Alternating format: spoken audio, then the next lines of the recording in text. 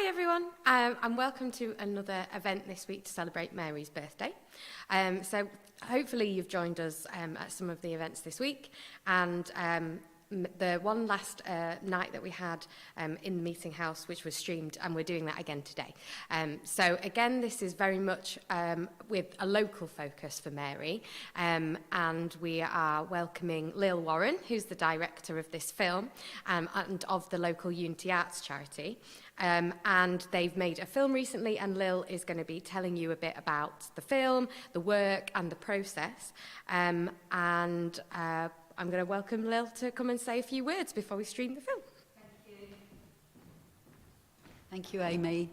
Good evening, everyone. And we are the penultimate event of a great week to celebrate a great woman. As Amy said, my name's Lil Warren and I work with Unity Arts, and we're based in Hackney, and we do community research projects.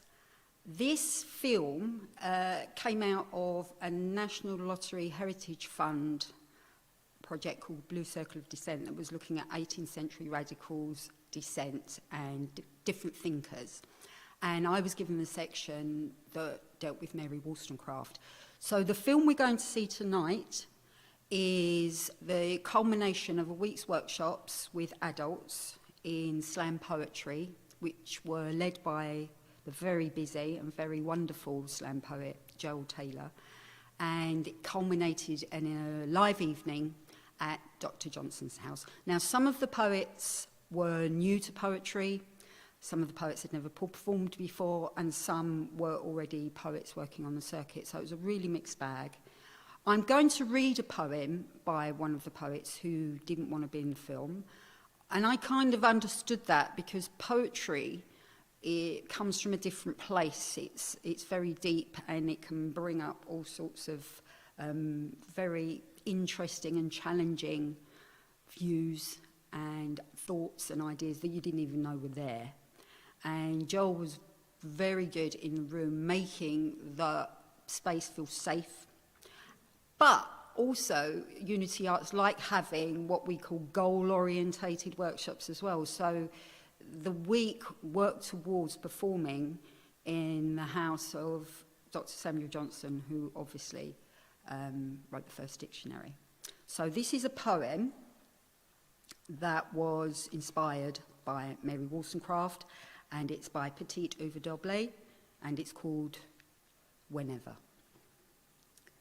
Whenever a small voice is silenced, whenever our consciousness numbed, whenever a victory fidulleds, whenever our low suit is trumped, whenever we squander the plenty, whenever a caged being screams, whenever we hide our own fractures, whenever all is all that it seems, whenever there is denial of birthright, whenever a kindness is bruised, whenever a mind is degraded, whenever a tender comes loose, whenever our essence is stolen, whenever our pain make us roar, whenever hot hatred is hoarded, whenever a walk home is war.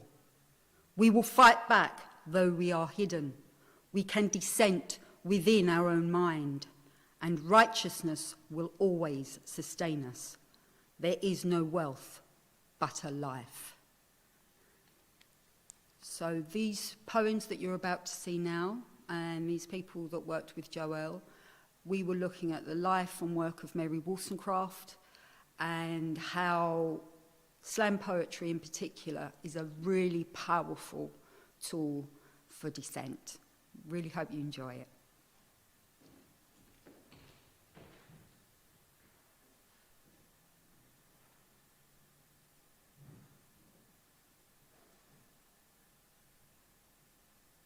I often found myself screaming, shouting, wailing with my mouth closed.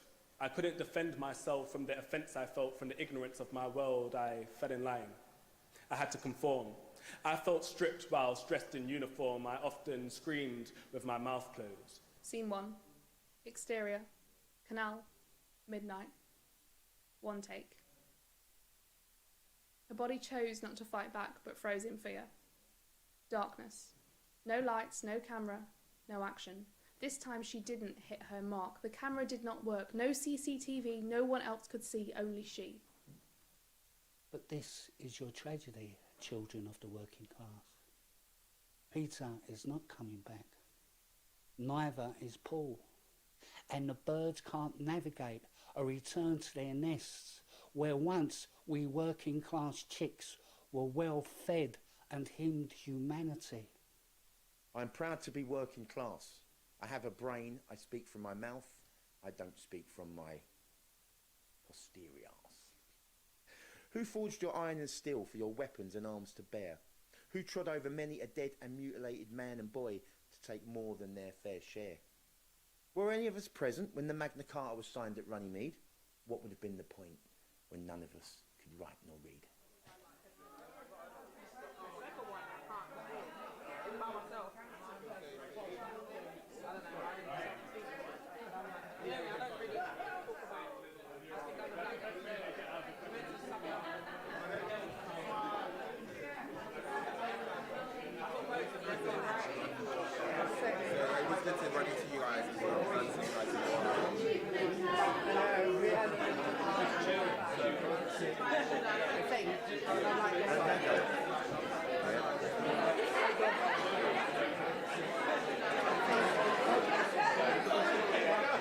My name's Neil Warren, and I work with Unity Arts, who are based in Hackney, who are an arts and heritage organisation, and the remit is to deliver arts, heritage projects free at the point of delivery to people who don't normally have access to museums, art galleries, and very high quality arts practitioners that you would normally possibly need to pay £9,000 a year to go to art school or drama school. Welcome to Dr. Johnson's house. This evening has come out of a week that Unity Arts have delivered called Hackney Dissent. So we've done loads of workshops in Hoxton Hall with people from like 17 to 14. And Joelle Taylor has led some poetry workshops. My name is Joelle Taylor, and I'm a poet, spoken word artist, playwright, novelist. And I got involved with Unity Arts a couple of years ago.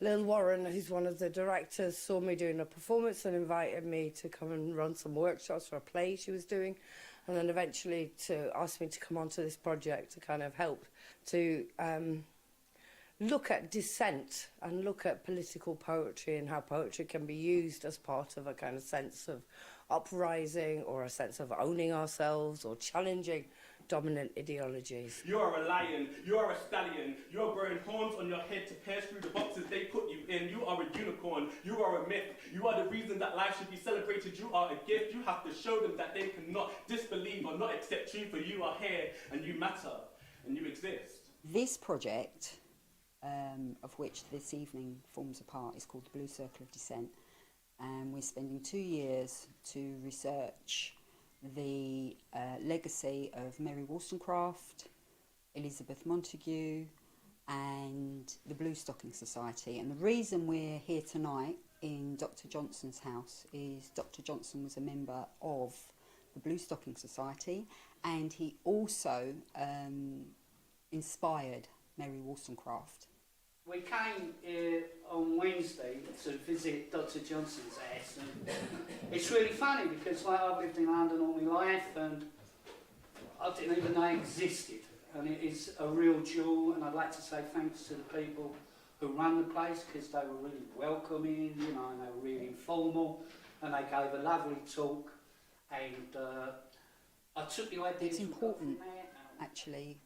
Predominantly our workshop membership were from backgrounds that don't normally have access to places like Dr. Johnson's house. They've been very welcoming here, actually. I want to tell you a little bit about myself. Grew up in a crime family, went to prison. I was in prison for handling £6 million worth of art. Before I went to prison, I knew nothing about art.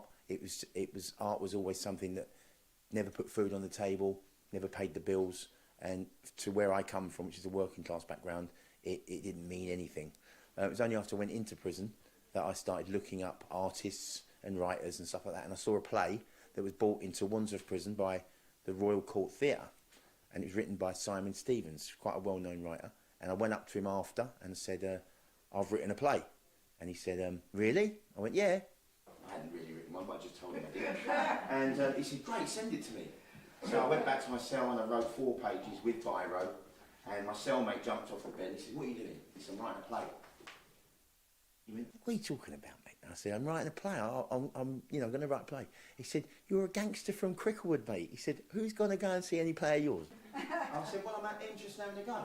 And the next night he went, right, it's a part then. And we had to have a cell, which we did. And then he came out and he started writing plays as well. So it was and I sent it to this competition and it won. And they put the play on, Royal Court come and put the play on, sorry, Royal Court come and put the play on in Wandsworth Prison in front of 200 inmates. And I haven't looked back since. This is what I've been doing ever since. I left prison. I went into prison with no qualifications, and I came out with 3 National Union of Journalism Awards, an A-level in art, and a B.Tech in radio production. Don't ever dare call me the underbelly of society. That's the label you invented. Yours, not mine. Why didn't you try sticking it with us? Yeah, my name's Anthony No Filter, and one of the pieces I performed this evening was called Unicorn, and it's about coming to terms with my identity in my community. So I come from the Caribbean, British Black Caribbean community, and I'm also part of the LGBT community, and a lot of the time growing up I found that they clashed. I couldn't really identify with both at the same time. I do it because some won't allow it, and that's fuckery. I do it because some still don't understand. I do it because if you hate me, goddamn, I will teach you to love me, because I am a unicorn. I am a myth. I am the reason that life should be celebrated. I am a gift. I will prove that you cannot disbelieve or not accept me, for I am here, I matter, and I exist. And I will scream with every voice of every brave being who died giving birth to my pride, because I often had to scream with my mouth closed.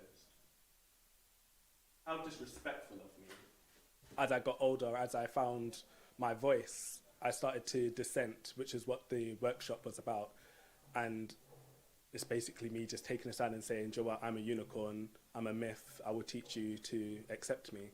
I met Joelle 2 years ago, and she did some spoken word poetry, and she just blew me away. And then we worked together about a year ago on a project, and so I took part in the workshops, couldn't take part of all of them.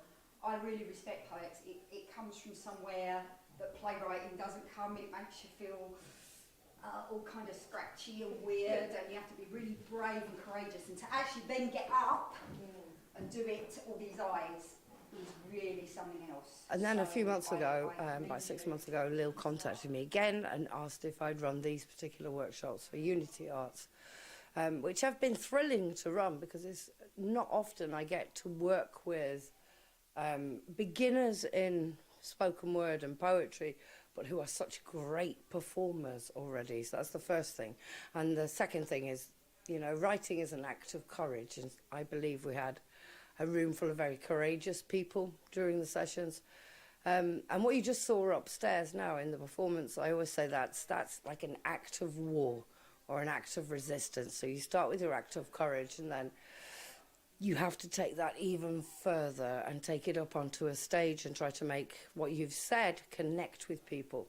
Without me, you wouldn't know bravery. Without you, I wouldn't know resistance. Without us, there is no poetry. So I'm Rachel. I'm an actress and theatre maker, and I've only recently started writing poetry, so this seemed like a really exciting opportunity for me to do this in such a great venue as Dr. Johnson's house as well. I'm very interested in history and all the different protests that has gone on throughout history that I know about, and was very eager to learn more and to learn some techniques from Joelle Taylor, who has been very helpful throughout the process. So tonight I'm here to read my own poetry for the first time, which is very nerve-wracking for me, but really exciting. I'm really excited to see where it leads in the future. I've wrote some of my own monologues and bits of plays, but this feels very different because it's so personal to me, and feels more vulnerable and open. A mighty monologue is about to be unleashed, packing a powerful punch she never knew she had. The bravest, most fearful role she took on would always be a secret one.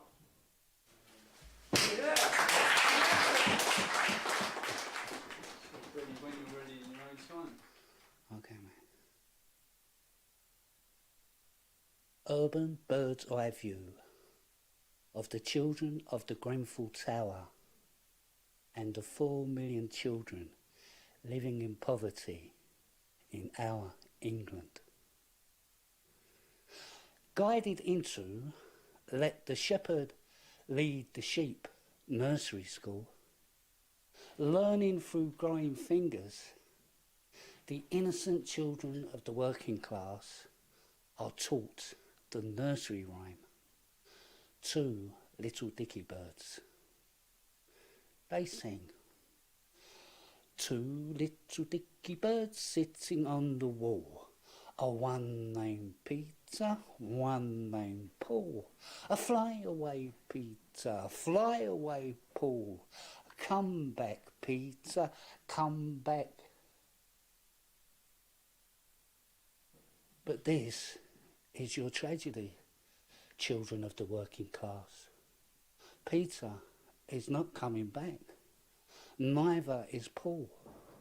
That conflagration has eclipsed the stars, and the birds can't navigate a return to their nest, where once we working class chicks were well fed and hymned humanity.